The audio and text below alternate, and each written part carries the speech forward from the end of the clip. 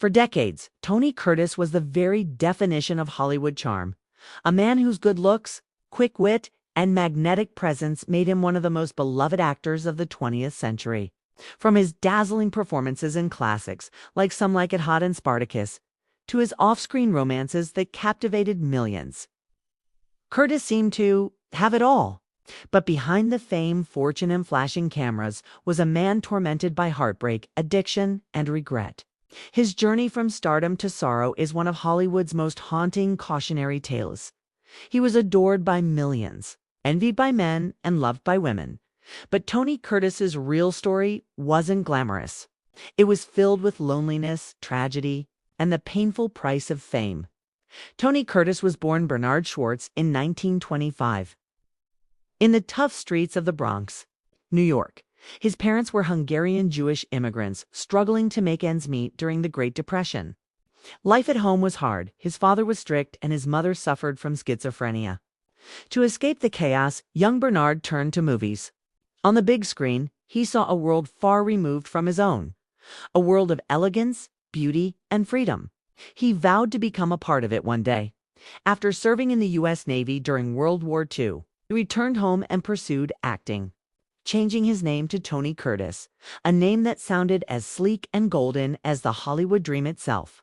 His striking looks caught the attention of Universal Studios, and within a few years, he was one of their brightest stars. But Tony Curtis didn't want to be just another pretty face. He worked tirelessly to prove himself as a serious actor.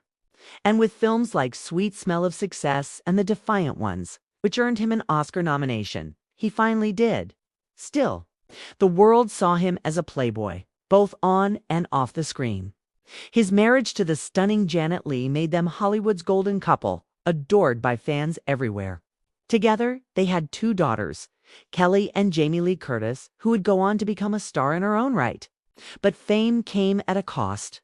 Tony was constantly away filming, surrounded by temptation and pressure. His marriage began to crumble under the weight of infidelity, alcohol, and ego. By the mid-1960s, his relationship with Leigh had fallen apart, and so had his sense of purpose. As the roles began to dry up in the 1970s, Curtis turned to drugs to escape the growing emptiness in his life. Cocaine became his constant companion, numbing him from the loneliness that fame could never cure. He later admitted that during his darkest years, he alienated his family, pushed away his children, and lost sight of who he truly was. "I was adored by strangers," he said once, "but I couldn't even face myself."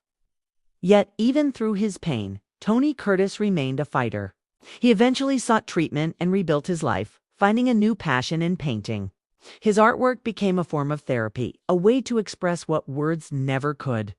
In interviews later in life, he often spoke about his regrets, particularly about being an absent father, but also about the deep gratitude he felt for having survived. "I've lived the lives of 10 men," he once said, "and I'm still learning who I am." But time, as it always does, caught up with him.